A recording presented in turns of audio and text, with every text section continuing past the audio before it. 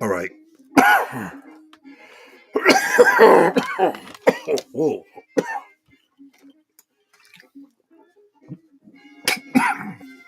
Oh. Yeah, I should have started this a couple of minutes early. But yeah. Excuse me. Whew. That's some good weed. Oh, herb builds consciousness. So forgive me because I'm gonna partake as I try to put this out there. So what I really would like is for any of y'all out there, hey, uh, out there watching this live video, I would hope that you share, like, and subscribe, and also leave me a comment so I know that the comments are working. If you will, for you guys on Instagram, it'd be nice if you could go over to rather my Facebook or my YouTube channel and do the same.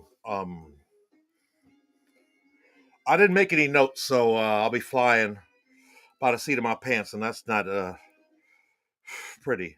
Anybody who knows me, but I got to get this out because just like many of you out there right now, you're probably stuck in this whole new vacuum of current events and whatnot that's been going on. You know, that's been really shaking a lot of our psyche. So, ooh, I'm gonna let this cannabis kick in and see if we can get started here. Okay. For a lot of you who don't know, this is WNDC, NDC, which stands for We in the Crib and You Ain't NDC, my crib. So, you know, I'm not really yet quite comfortable in doing these things, but I'm here anyway. And so here we go.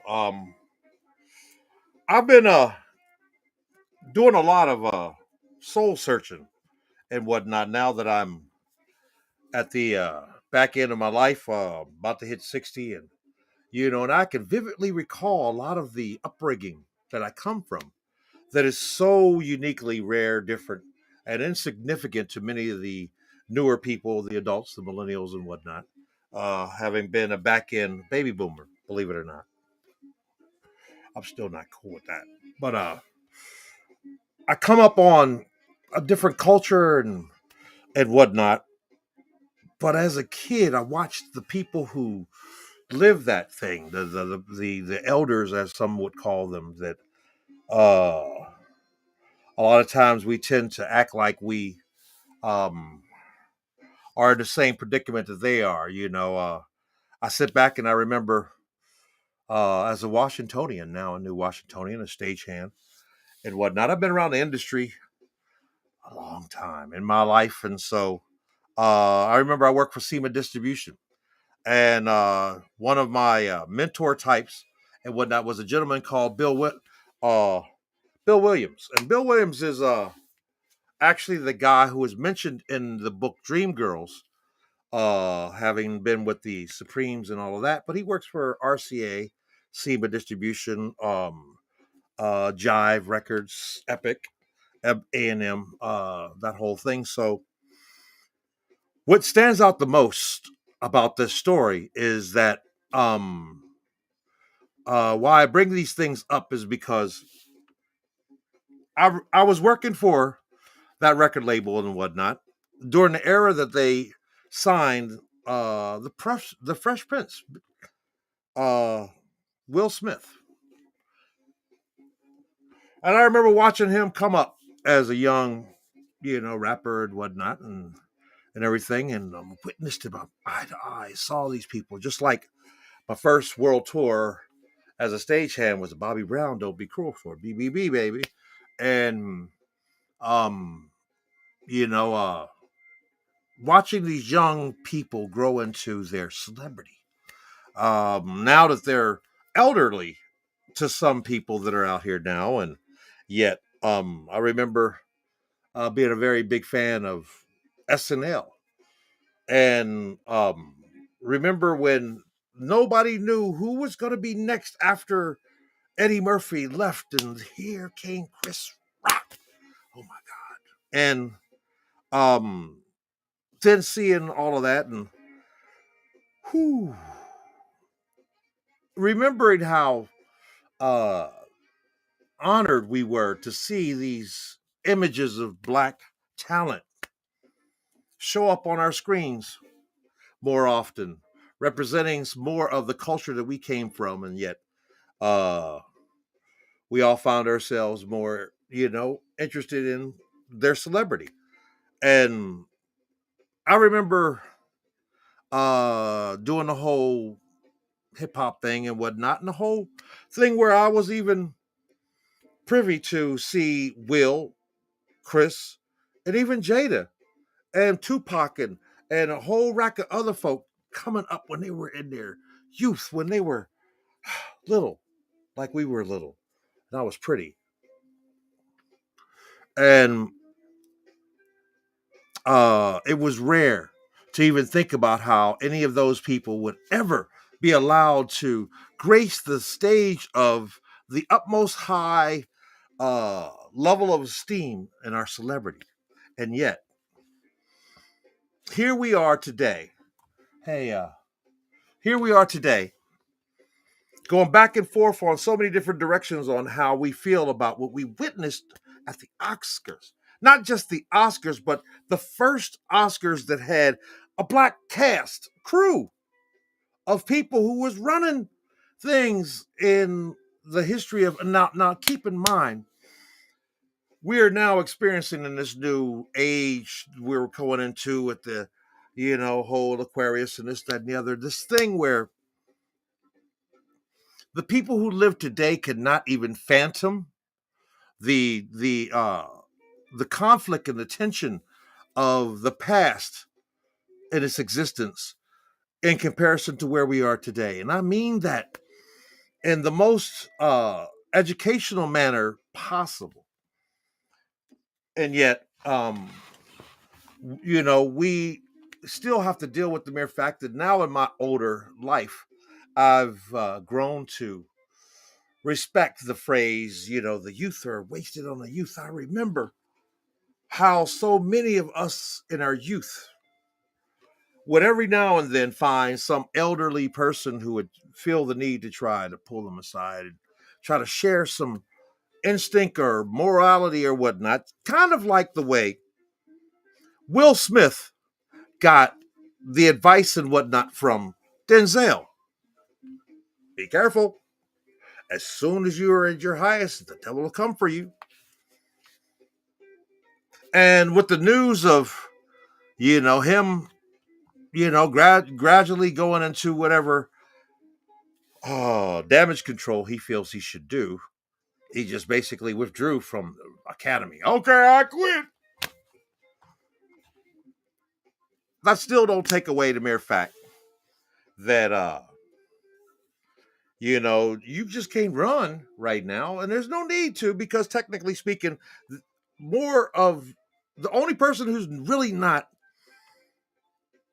um going through that kind of emotion is Chris Rock, and that's only because Chris Rock actually has been blessed with the ability to hold in his hand in his life right now, and his talent, and his craft, a say that is worth more than just we waiting to hear him. I remember 9/11. I remember 9/11 so well because when it happened, right after it happened, everybody was wondering, when is the president going to talk to the world after all this stuff that happened? Then we can literally find on our money and fold it. There's the buildings falling down, and oh my God. As people were freaking out about any possibility that we really honestly have an enemy. Uh, and how, people went with the whole by the time that it started getting into us, a foreigner or some Muslim or this, that, and the other, they were slowly getting it. Man, they were, beating up people in 7-Elevens, and they had no idea the difference between a Muslim and a Sikh or whatever those people are over in India and all these other things. Now hold on, because the reason why I'm going in all these directions is because they coincide with the introduction of the people that we're speaking of in this now day age of social media. And I find that most important for some people to sit back and maybe even go find you some reefer and smoke it and sit back and chill and have a hippie moment in where we're going with this, because you need to understand that this is bigger than anything else that you've ever seen. Kunta Kinte, if he ever existed, would be sitting back going, "Oh, this is really good." Two, you have to understand that never in the history of humankind on this earth, we are now able to be interconnected on a one-to-one basis with other cultures and things that not just exist in this country or at your home or your hood, but around the world. And while we are festering on how we feel about these things that we are dealing with on Front Street in prime time here in the States, the United States of this dirt we call, the rest of the world is our biggest fan through even when they're suffering outside those doors. People are still tuned in all over the world to things that are happening with us, and we're not aware of what really makes that different when we're still really getting up in our feelings about how we feel in our hood, in our neighborhoods, in our community, in our culture, in our lives, in our country. And so many of you might have watched some of the other earlier broadcasts that I have, and so you'll know that my perspective comes from the image of what would be considered a black man stuck in a black man's body. Now, I've been a firm follower and believer of the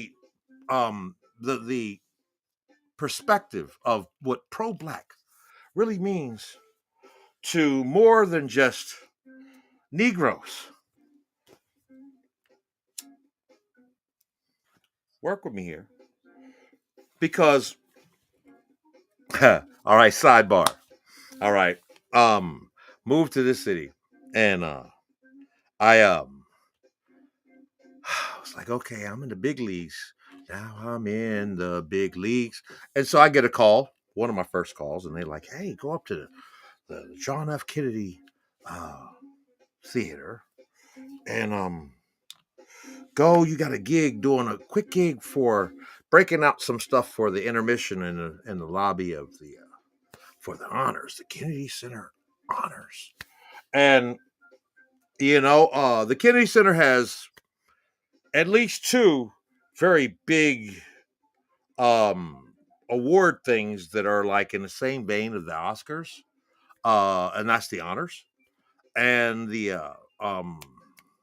what's dude's name, the uh the guy who the comedy thing, the oh, come on, I know you're sitting back there going, see, that's what that reefer do for you, and you're right.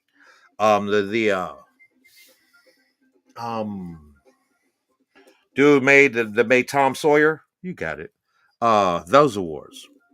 Last time you saw one of the better things of that is when they gave it to um Dave Chappelle, and it was the dopest uh, event. But you've also seen the Kennedy Center Honors, uh, so here I am. I run in, and I'm so happy and pressed to get there, and this short amount of time, and then I walk in the door, and I walk through the front door. I don't come through the back like, oh Lord, I know it's a big event.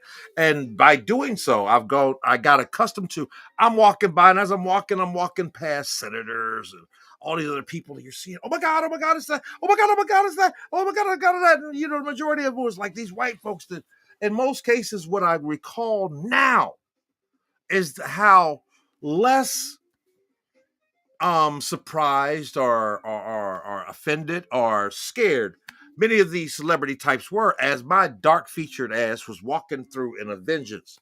Anybody else could have been like, oh my God. Now, if I'd have been like, on the Muslim guard or something like that, running in with a little bag, maybe that'd have been different. But I don't see how at this moment, as I tell you the story, because it's me, not just anybody. And so I can relate to this because many of those people that were there, or many of the people that were in that room at the Oscars too.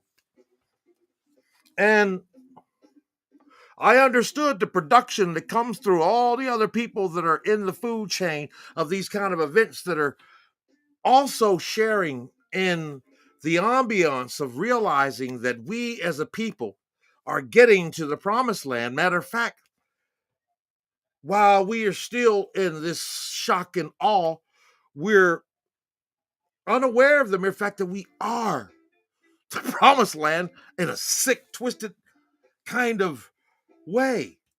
And I don't mean that against anybody else on this planet, but unidentified people of color are the bomb. That's the dopest shit on the planet because it doesn't exclude anyone, but it includes everyone of color whom have this history of something that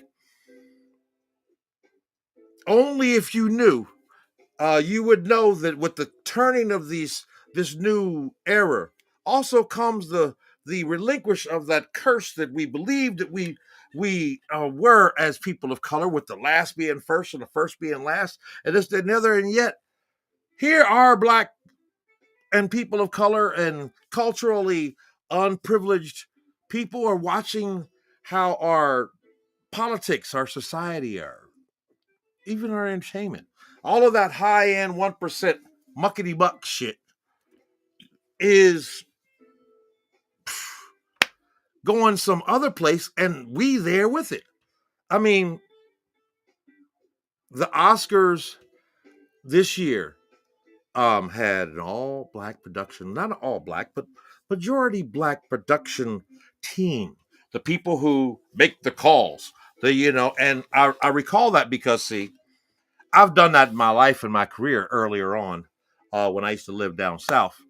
Just like many of them cut their teeth in that. And I'm pretty sure that they and I have shared in some of these events, on our resume or whatnot in an earlier time, 80s, 90s. But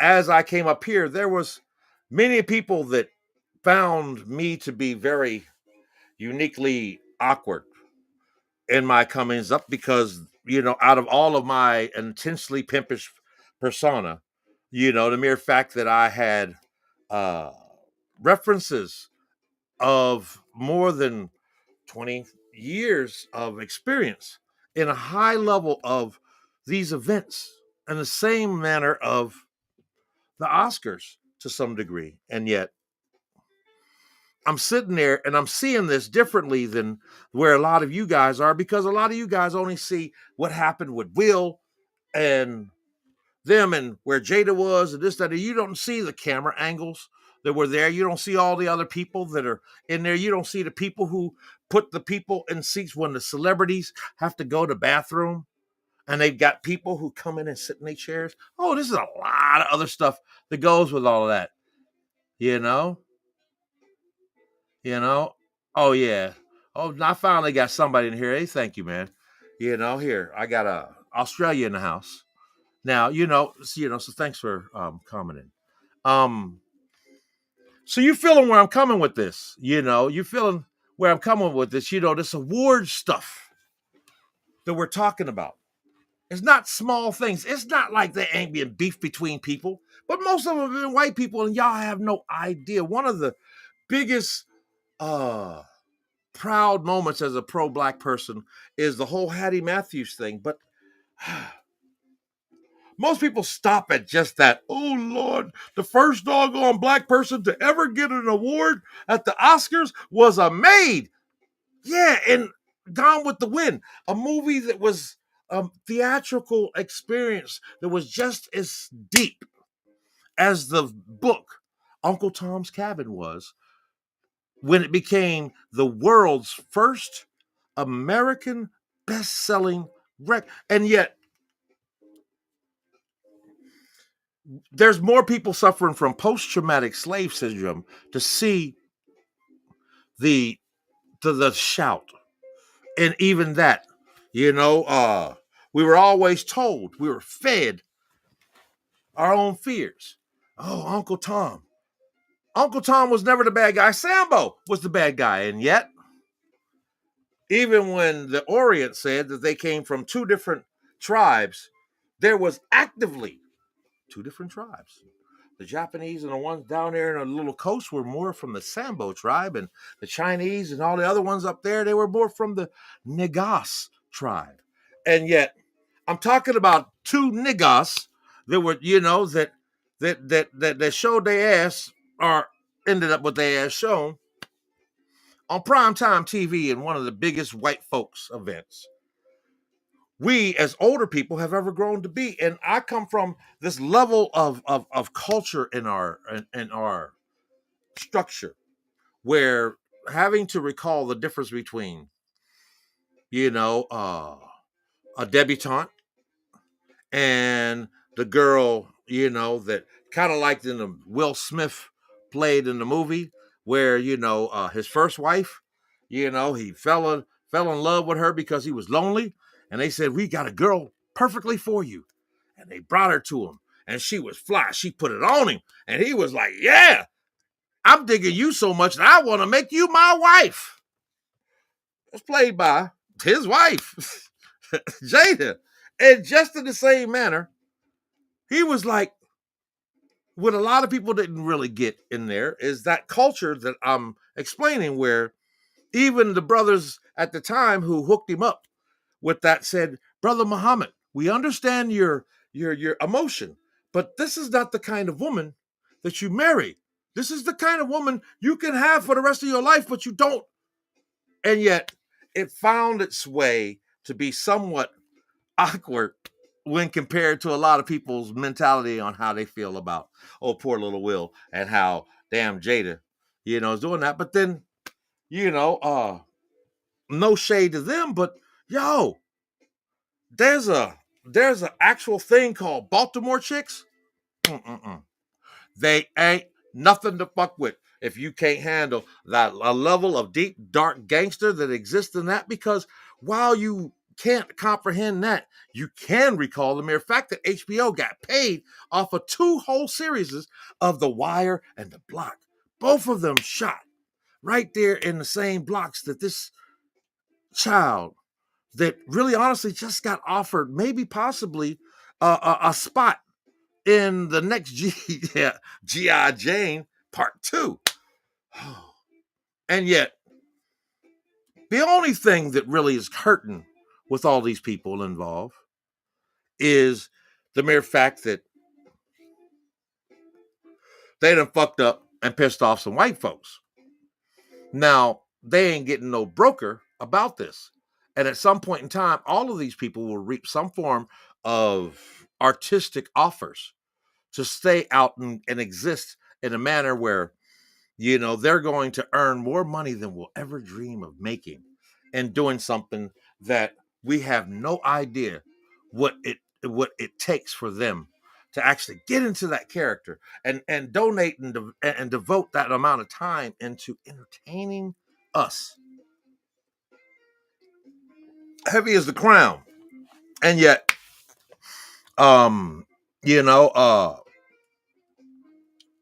I so I also had this moment where, sidebar again, um I was watching uh the new Fresh Prince, and it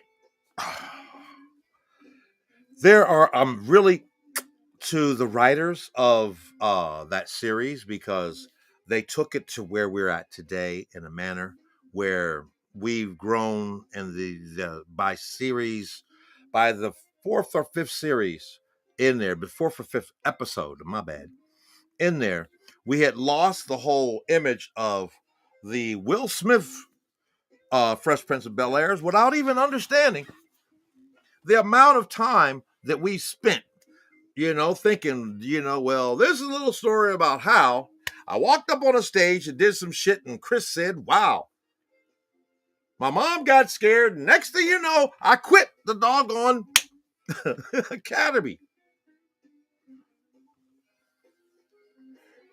If he's smart, he'll say, look, and that money I just paid y'all in dues, I'm going to keep paying that, but I quit. If that's what you want.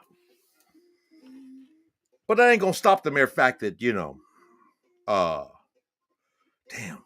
There are too many racist statements that I could make that would be taken too far with some people, and yet one monkey don't stop no show.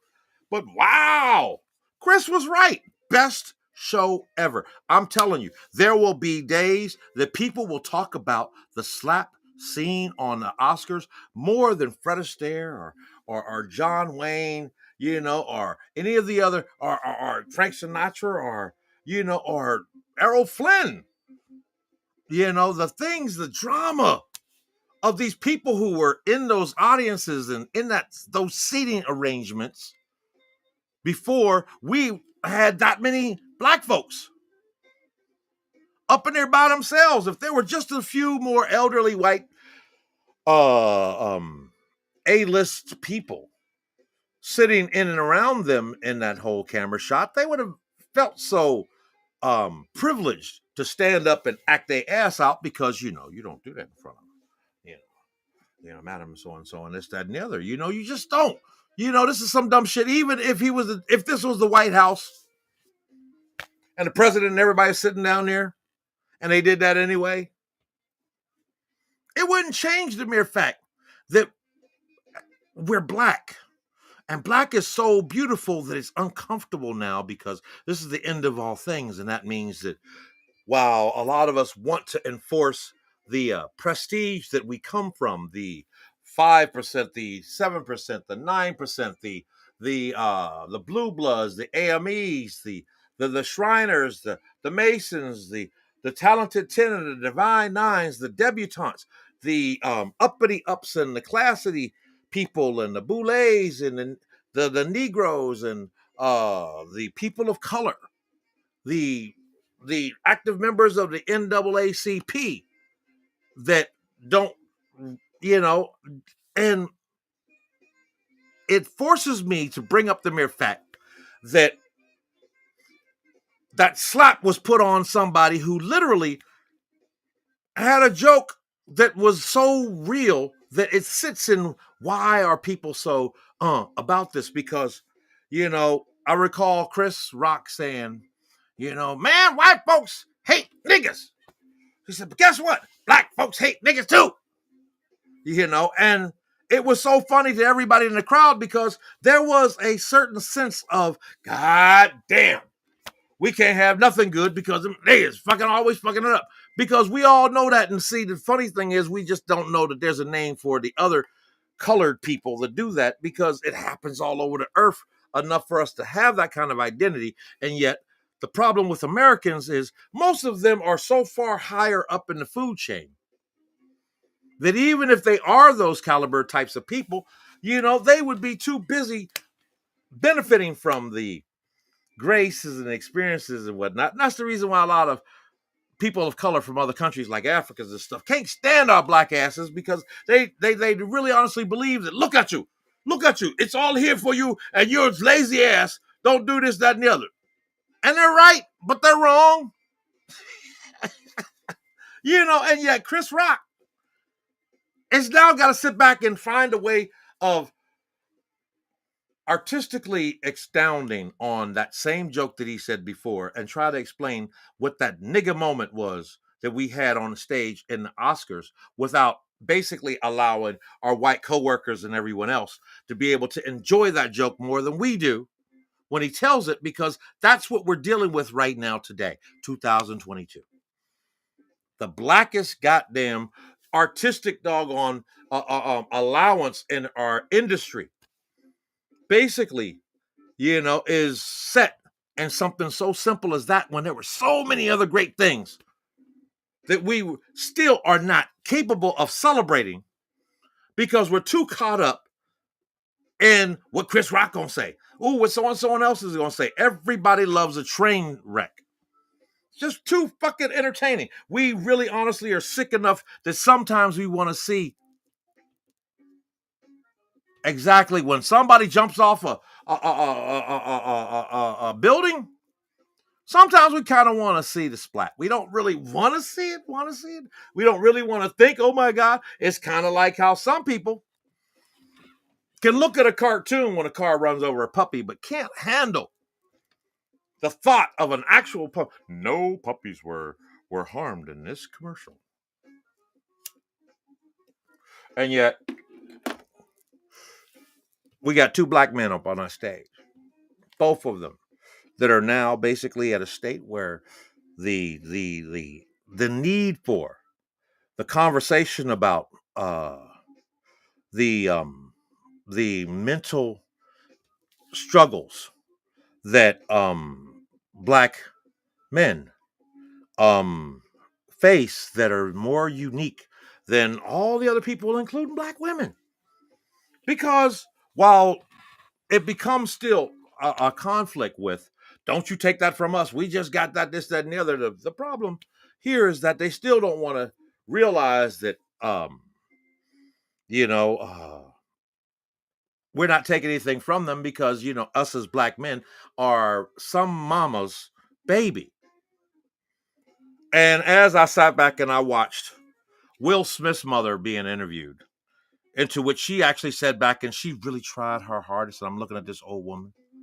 I've never. That was so. How did you feel when you saw your baby, your son, slap another black man on the biggest event of their industry? Oh, well, there must have. Oh, my baby. I've never seen that do, and yeah, I saw him do it, and that was my baby. He did that, but he's never been that kind of person. I've never seen him in that state of emotional disarray to the point that he can do some shit that only we've seen with Kanye. And yet the Grammys have been like, man, we don't know what that nigga do. Even though that nigga's a billionaire. Now, yeah, I'm using these words and I'm using them in the most respectful way, but I don't advise any of you to use these things past this entertainment value that I'm trying to offer you here today. But I do want to say that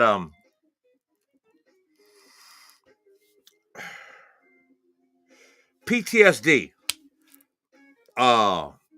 is now more recognized, and yet post-traumatic slave syndrome is such a uniquely instinctive singletary with more people of color on a one-to-one basis than all the other stigmas that were involved in the whole mental health thing. And yet here we are as bipolar humans on a bipolar planet as it's going through a bipolar rotation trying to find a new polarity that we're not due to figure out until a little past 2033, but it's 22. And we've gone through more of an evolution as humans in this culture on this planet and the historic value of change than we've done in the past 26,000 years that we actually basically base our whole existence, by its history. The Egyptians and the Greeks and the this, that, and the other, and so on, so on, so on. Yet we're here 2022. All bets are off on those people. All of that doesn't exist anymore. None of those people have that kind of elitism enough to walk up and say, I'm big, I'm bad. Hey, because I'm a white guy. I'm extremely white. I walk with my butt extremely tight because I'm a white guy. Hey, I'm no fool. I voted for Reagan. He's a white guy too. That shit don't exist. And yet, that would be some dumb shit that you would see Carlton do on the old Fresh Prince,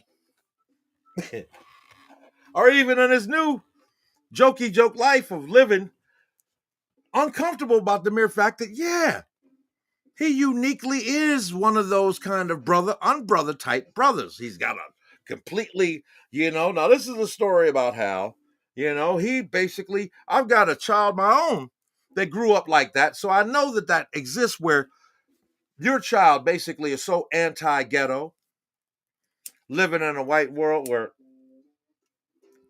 I can really honestly relate because as a child, I was very uniquely educated or intelligent to the point where my parents, went out and had to hustle extra money to send me to an all white Jewish school. And I was the second black guy in that school. The other one was Jewish.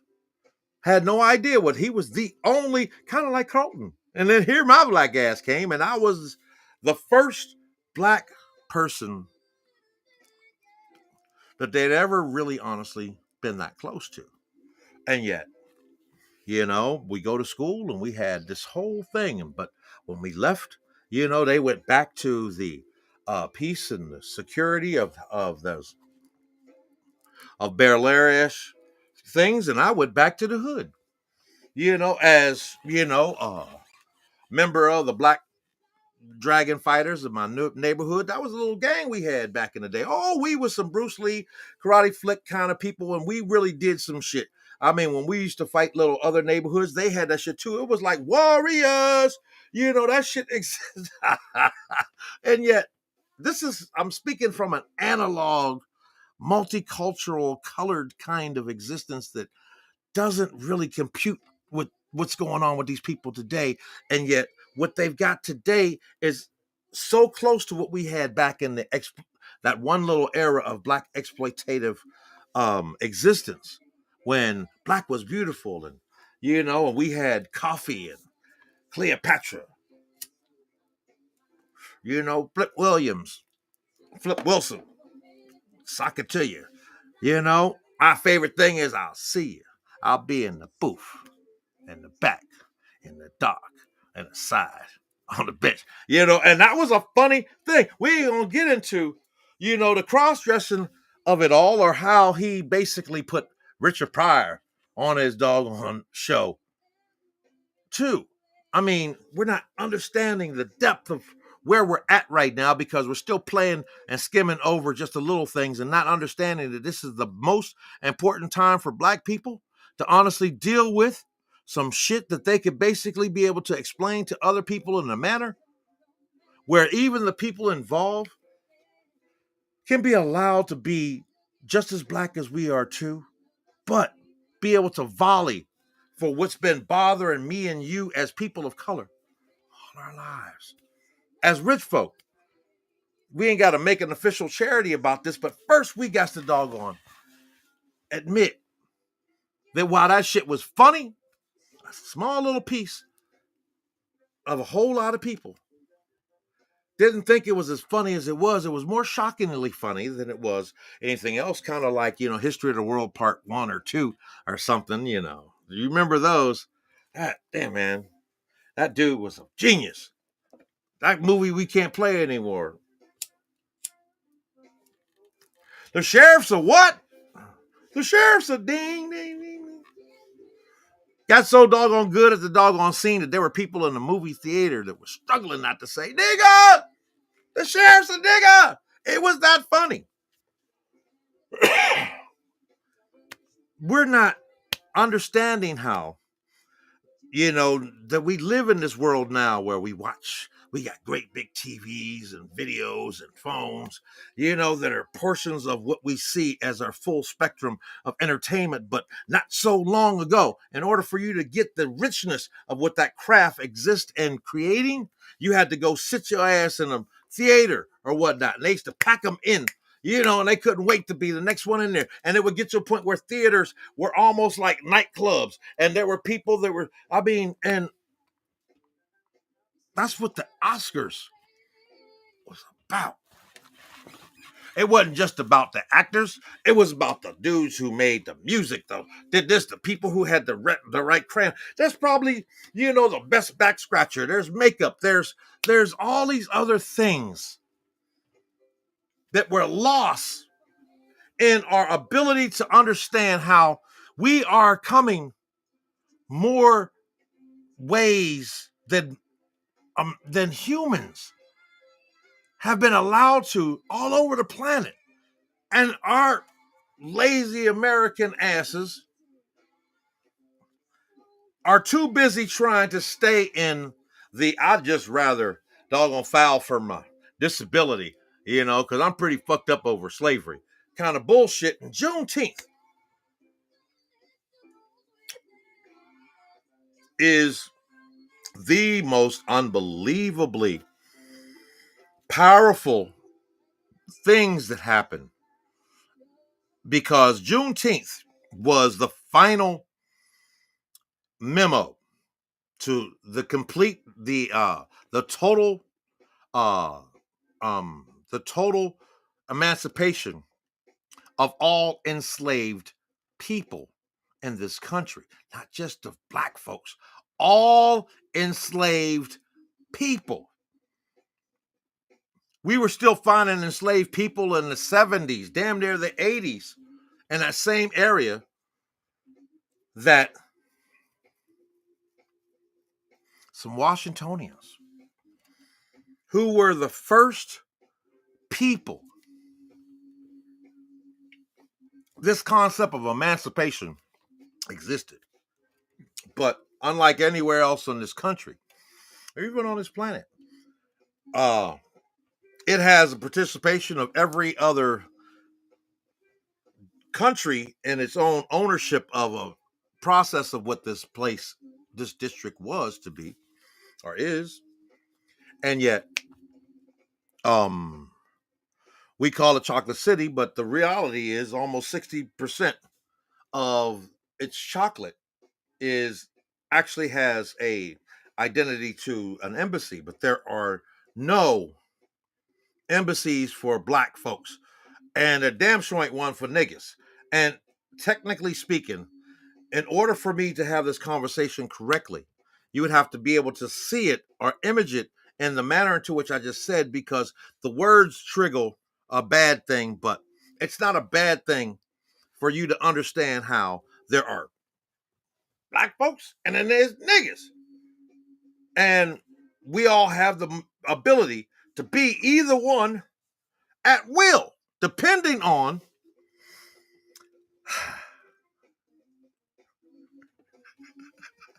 get it? At will? Oh my God. I really don't want to get into the whole jaded thing because, see, I'm also non-monogamous. I've been that way all my life, respectfully. I'm poly. I'm into the thing like that. And I've been practicing this shit before I even knew that you had to like call it that or anything. But I did it respectfully enough that even my own father used to doggone admire the way that, we take him out to dinner and he's like, man, I just can't believe this, man. I'm sitting here and I'm watching, your baby mama and, your girl and your other girl, and the other girl sitting up there and they all joking about you. I mean, they roasting you. Oh, now you got his habit. I'm glad that you give him his cigarettes now.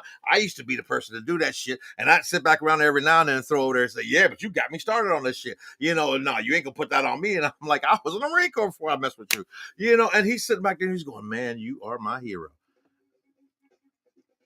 My father, my pops. And you got to understand that there was no better love than to actually be able to see someone respectfully sit back and say, something that for too many of us people of color, we are too caught up in believing that everybody should be on some next level shit without understanding that just a few years before them, everybody knew that there was a fictitious, powerful, bigoted, perverted white dude named Mr. Charlie. And Mr. Charlie was a sick, twisted, evil, perverted, manipulative, somebody or another that couldn't wait to show you just how powerful they are on the dirt that you are and the air that you breathe.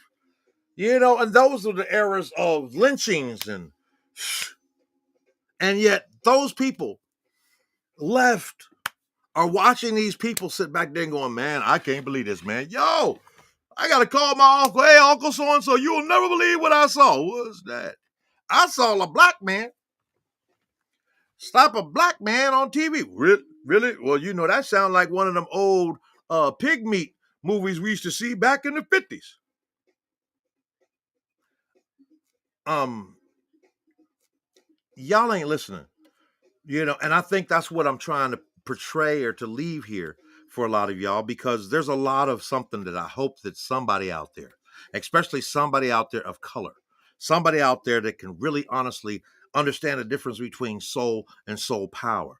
Somebody out there that can understand the difference between black and black power. Somebody out there that can understand the mere facts that as people of color, as black folks in this country, it's been hard for us to fight for what's proud of this country as black people, because we were so different.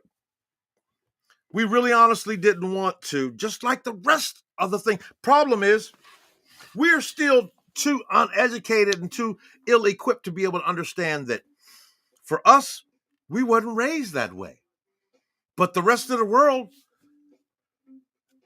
has these little cultural things. Most people of color can't identify the difference between a redneck, a hillbilly, a blue blood, or a red hat, or this, that, and the other. The best that they can get is calling somebody who just looks ambiguously ghetto.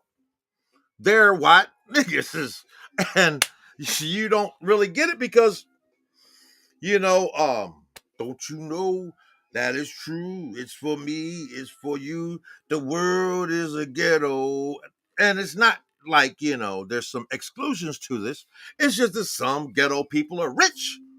Some ghetto people ain't. And yet, that don't give everybody the air and opportunity to not quite understand how we need to pay better attention to some of the other things that are more important in our lives as people of color, if anything else, all around this planet.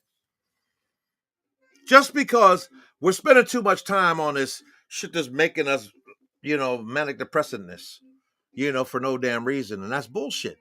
When we are sitting back right now at the best time in the world for people of color as a whole, but the problem is they would have to relinquish the stigma, the instinct that gave people like even Will Smith the belief that they can walk his little high yellow ass down the damn stage and smack a dark-skinned brother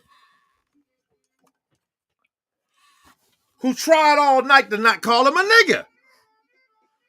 Because then, them fighting words, and yet it's the same theatrical thing as Booker T. Washington and what's my man's name? Dr. E.B. Du Bois.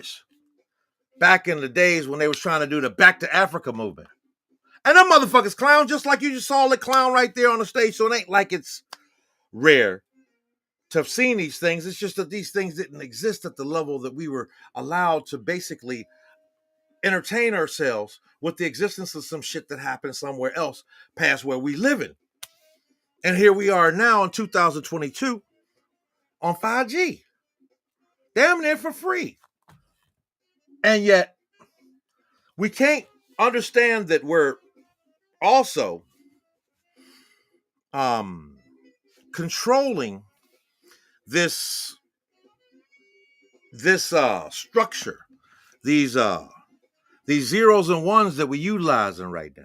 And so we actually can just take up on whatever's trending and cause the whole world's perspective to shift without us even understanding that we actually create some of this shit. All this shit that's going on all over the planet, if everybody on the planet but the people involved were to sit back and say, hey, y'all, look, cut that shit out. You know what I'm saying? It'd be no choice. But that's not what this, United Nations shit is, or the Soviet shit is, or, our human perspective on who's got the ability to have the audacity to do or be how they were, but they don't want you to be the same or allow you to be the same because, well, that's just sacrilege, and yet, this whole thing is about so much on my mind. And yet, as a black man stuck in a black man's body, having literally physically understood and knew all the people involved, even if they don't know who I am, many of the times that they have made the money that they made, I was there.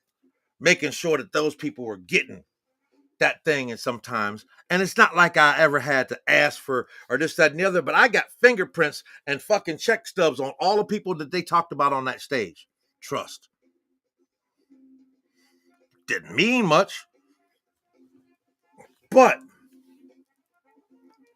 there's so much other shit that's going on right now. Y'all need to pay attention to, get up off of this all manic depressing bullshit and realize ain't nothing stopping you but your insistence of staying in the same dumb shit that you try to justify because that's the way the people around you justify it too. Just because all the people follow that all agree with you that they, that that's some bullshit, but that was justifiable, this, that, and the other, don't make it right.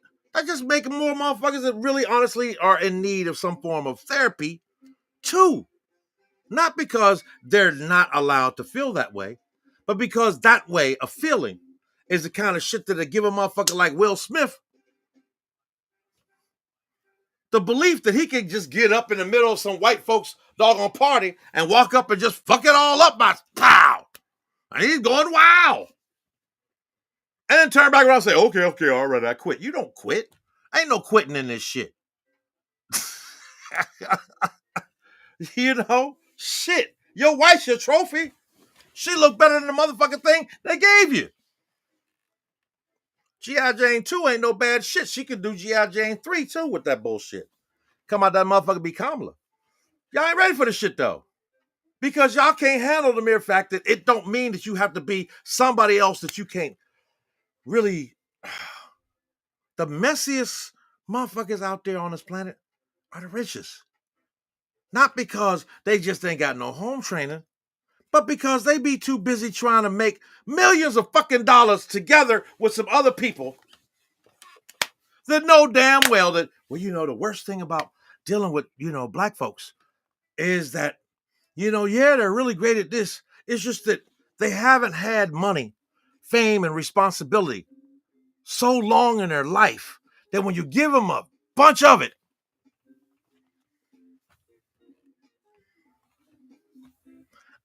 I watched the video with the Grand Dragon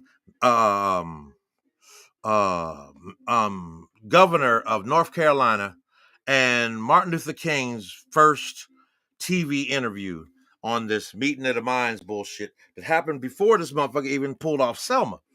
And I don't believe that anyone there was prepared to understand that this dude said some shit that was so right that that's where we are right now. Rather, any people liked it between the 50s and 1999. But here we are. And to the victor go the spoils for people of color. And I think that's what the title of the theatrical existence of that scene should become. The victims to the victor goes the spoils. After you tear up someplace trying to conquer it, what are you going to do with it? I remember back in the whole BDSM kind of lifestyle, and they should sit back and say, no matter what you got, you don't tear it up if it's worth something to you. You don't break your toys. You can stretch them and build them and stress them, but you don't break them, because that's, and yet, the only people that's really doing that are the people who got people that are more happy with being with them. And those people are pretty much the ones that people are going, nah, man, we don't like you.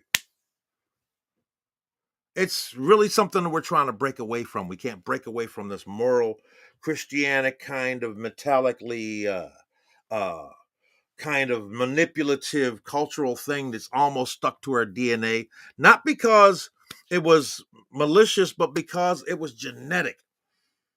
That's how the Jews got the Holocaust Museum, because it's genetic. Because it's such a fucking hurtful event that happened, that it must sit there as a reminder how this is so genetically fucked up of what happened to them that it exists.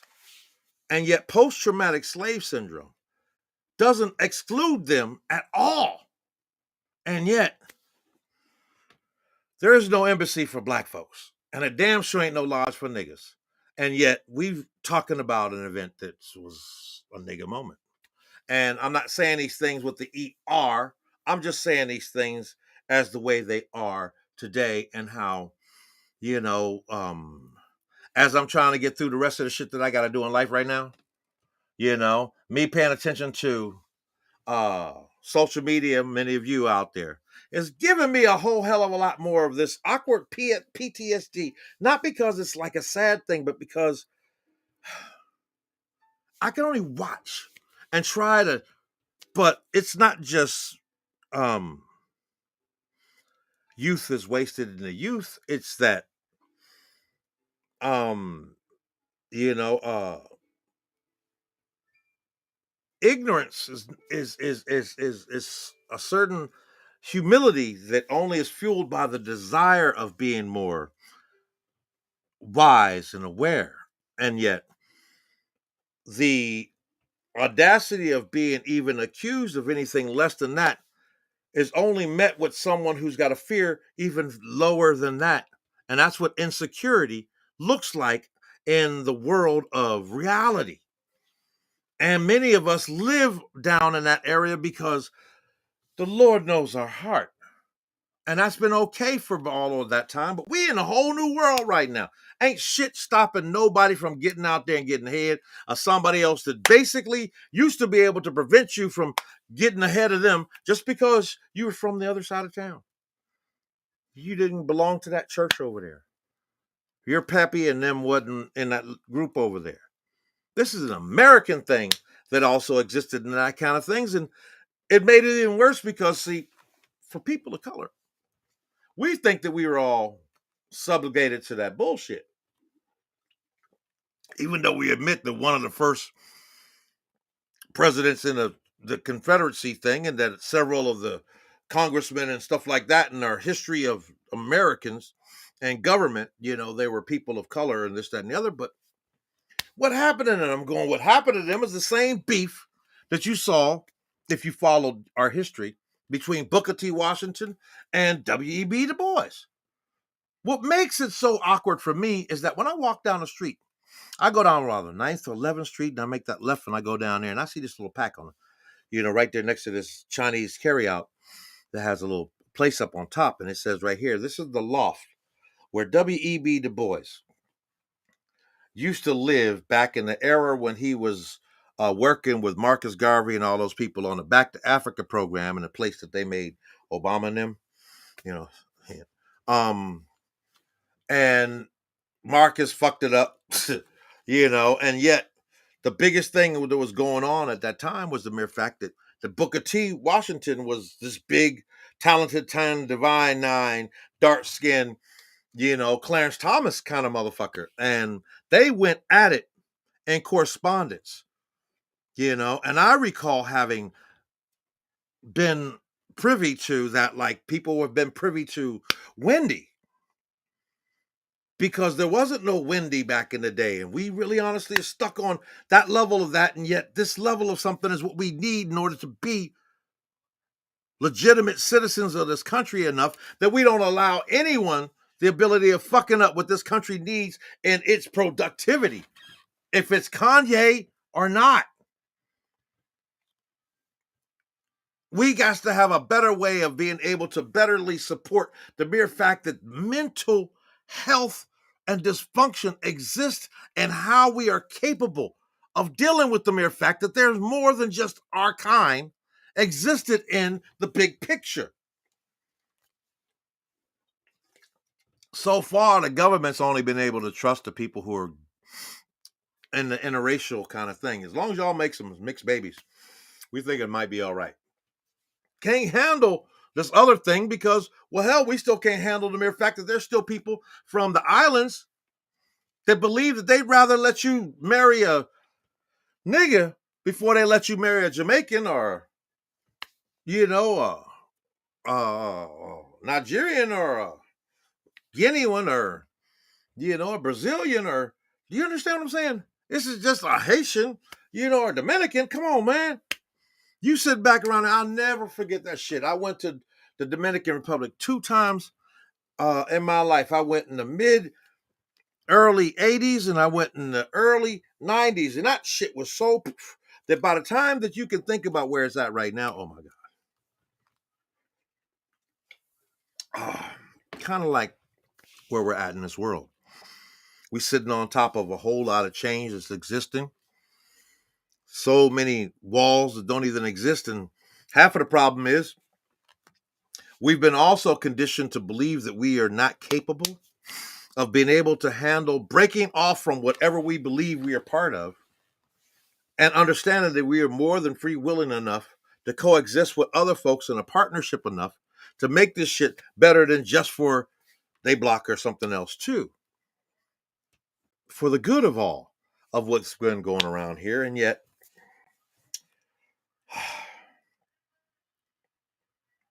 I more find myself thinking about uh what would Jesus do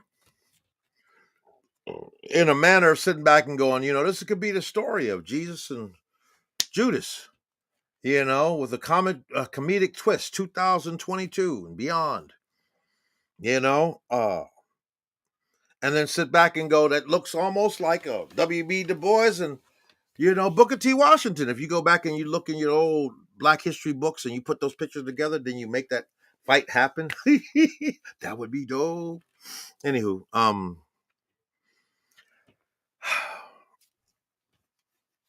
sometimes when people are clutching their pearls and going, oh Lord, it's kind of hard to actually be able to, you know, uh, indulge in the other energy that they exist off of you due to the mere fact that you just got a little bit more understanding and awareness about it. It's kind of like people in Baltimore that want to be a part of the DMV and people in DC who don't like an NV included with them because the district is not a state or a city. And half of the reason why they worried is because 30 something percent of this damn district is not even owned by the country. Several other countries and stuff still got that spot. That's their house. They might not be able to live in there right now because, they're fucking up somewhere else, but they still there. That's still their real estate. And that's a real thing. You live in a doggone town where people who get mad at the way this country are will sit back and they will curse the very money that they trying to keep in their pocket. And yes, you driving around on a day-to-day basis just past the same fucking buildings. It's on your money to such a degree that it don't even phase you sometimes. Sometimes you be like, man, don't even drive down the street because I hate the fucking building. And yet, trying to get people that don't exist in this kind of environment enough to be able to handle why everybody else is still on some dumb, stupid square pants, bob pants thing out there in life. There still has to be more people that really honestly have to, really honestly sit back and go, I ain't got time for that kind of simple bullshit. More so than I got more of an interest in, well, that's an interesting conundrum. This would be a great time for you to share some of these things. All of this shit always ends up happening right after Black History Month. True shit. All of this. It's been this way since way back when people couldn't understand what Memorial Day was about because there was all these black folks that was doing this marching shit and this, that, and the other. And all the shit that they was trying to do was shut down because all of the motherfuckers was out there doing this kind of thing and they was cool with it.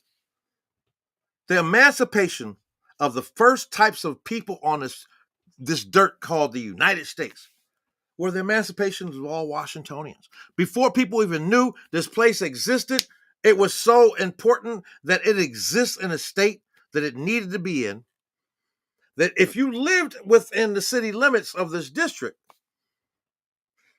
the country would pay lock, stock, cash money for any form of your enslavement and then put you at the level of life that you've been existent there. So if you was a slave working on building the White House or one of those buildings, and you was a master Masonic carpenter guy working along the slaves that slept out in the field on the days, but they were really great brick builders and they were really great learners and this, that, and the other, and you were master carpenters, and you would go back and drive down in one of your 2, 3, 4 cars and this, that, and the other, and they'd go back out and sleep up under the tree and stuff. At that moment, they went back and said, yo, man, how much? All right. So you good. Now look, this is your money and you're this, that, and the other. Oh, by the way, if you want, you come back tomorrow and you get the same money that the master carpenter get. Same. You now are a master carpenter. Yo, we're not even doggone questioning that shit. You've been here longer than that motherfucker was. You taught him. That's the story of Benjamin Banneker. And because that nigga existed, the two people involved were trying to at least put this shit together and become a district. Both have to share with them.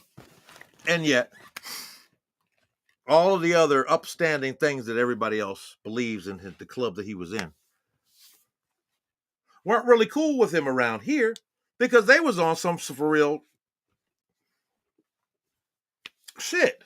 I mean, there's mosque and membership places over in here that all the other people who swear they with them can't walk into on a daily basis, and yet they got tours happening all the time.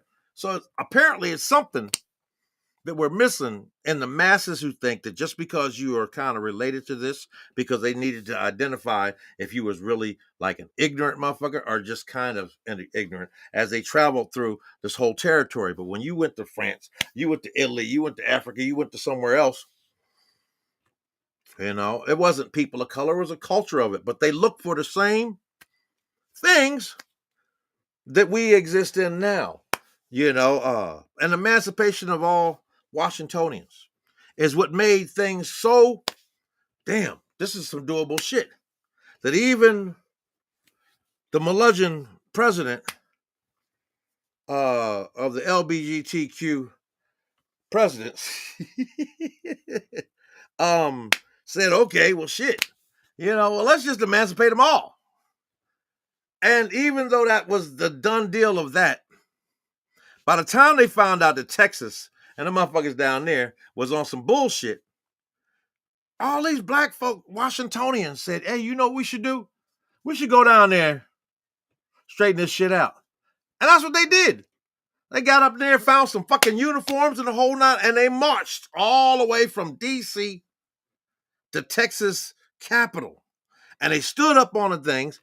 And if Mel Brooks was allowed to do the scene, they'd walk up and say, y'all's free. It's like, what did you say? Hold on. Who's free? All of y'all's free. You mean even the sheriff?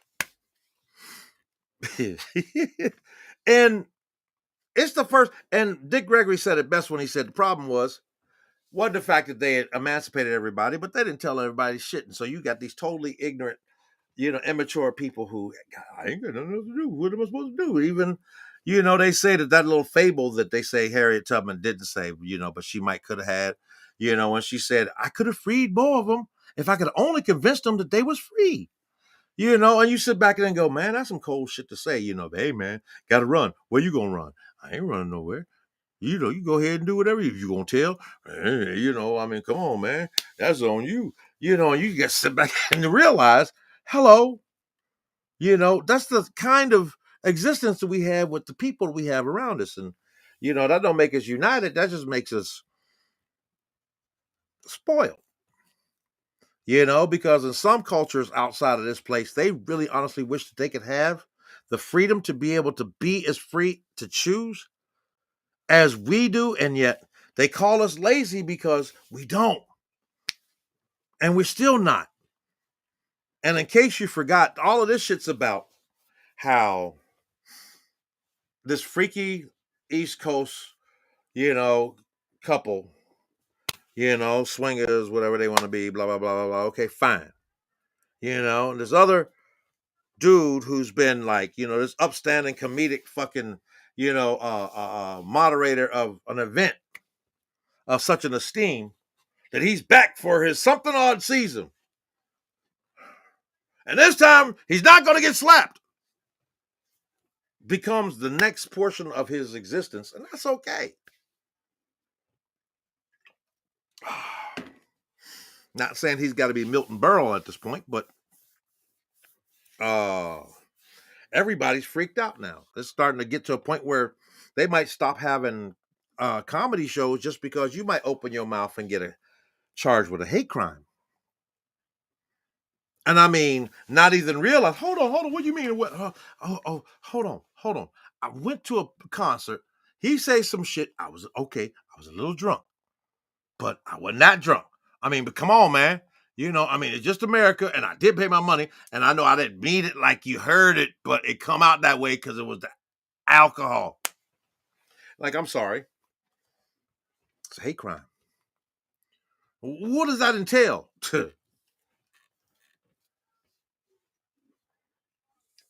Well, you sit back and realize that January 6th was more of an insult for the history of Washington, D.C. Just because when them rednecks, hillbillies, and white trash went up there and ran into the damn Capitol, brought in the damn Confederate flag and all that shit, with the horns and codpiece and woo and the whole nine. They changed our history. That before then, Frederick Douglass was the only other person that has ever been recorded and allowed to walk into the Congress during session, ask to be heard, stand up there and be heard without being an elected official or anything connected with the care and affairs of this entire country. And right down the street, right up the street in Baltimore, there's still a reward. There's still an offer for the capture of the escaped slave known as Mr. Frederick Douglass from his captor in Baltimore. And yet people from Baltimore don't get it. They don't even come up there and look at the fucking Frederick Douglass estate and think to yourselves, now how the hell, y'all tell me, how the hell this dude with this estate and property right here in Washington, D.C., that's some expensive stuff, right up the street in Baltimore, they're still looking for him to put him back in slavery. And I mean, slavery don't exist no more. But they still got a warrant for him. And yet, he's the only person. They got bridges named after him. Trump come up in that motherfucker, and people couldn't understand why he kept really honestly not being comfortable with keep mentioning his name. They even had jokes about him sitting in the white Oval Office, and there was the ghost of Frederick Douglass sitting there going, "Fuck wrong with you?" And this is 2022. And we got two Frederick Douglasses. No, we got Booker T and W.E.B. Du Bois.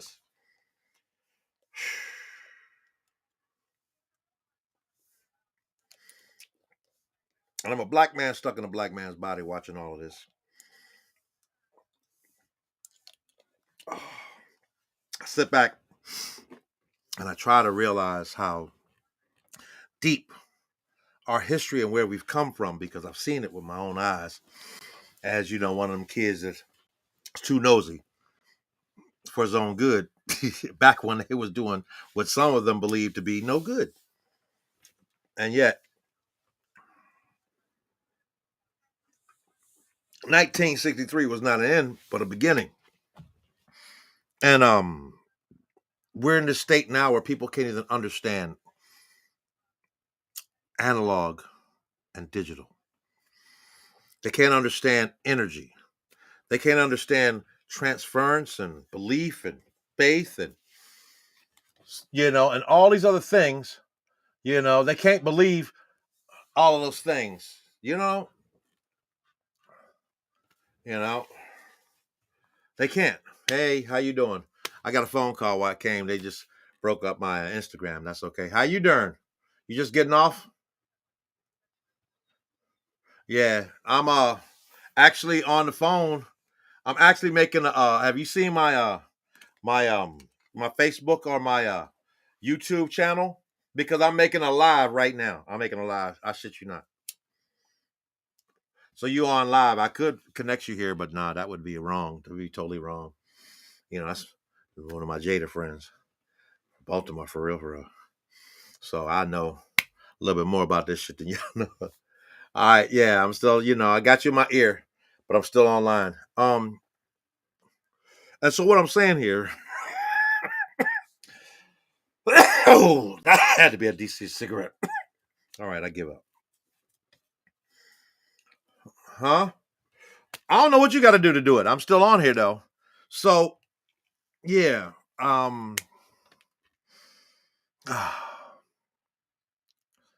you know, so it's a lot with me right now. When I'm sitting back here and people are talking about how, all these things are going on. I see, commercial or the interview with so many people are trying to speak from the heart on either side, and I don't want to start a debate about these things, but um, if we were more capable of accepting another person's explanation as to how they feel, how they believe, and just let it be just that, it would save a whole lot of gray matter for a lot of us on this planet. And yet, it's it's difficulty in doing that. Its difficulty in doing that is due to our inability to understand what's happening. That's what doctors start talking about was our bipolarity. You know, we're now living in an age and time where it's more difficult for people to, just, knock and explain to, you know, others that they love and care for. Hey, you so ready to y'all go and cash that check that you called it, you just said cash checking. And instead of them being having the instinct of just being able to believe, you just said something, and no matter how uncomfortable it feels, I have to respect that because you watching me. I'm just in my head. That's therapy. That's something that we shouldn't have to go and find some. We should be able to believe that it exists enough that we don't have to pay for it to have it. And too many of us are watching too many examples on these social media venues, too many examples of too many people taking too many more chances of believing that's some bullshit and they just gonna do what they want to do because they believe that they out in some other land, and yet, failed to ever get into this whole world perspective of where we're at. They expect to be doggone dead and buried in the same dirt that they was born on. While nothing seems to be wrong with that, that's idiocy in a state of the industry into which all of us believe that we can earn more than just an existence, but make a change, make a.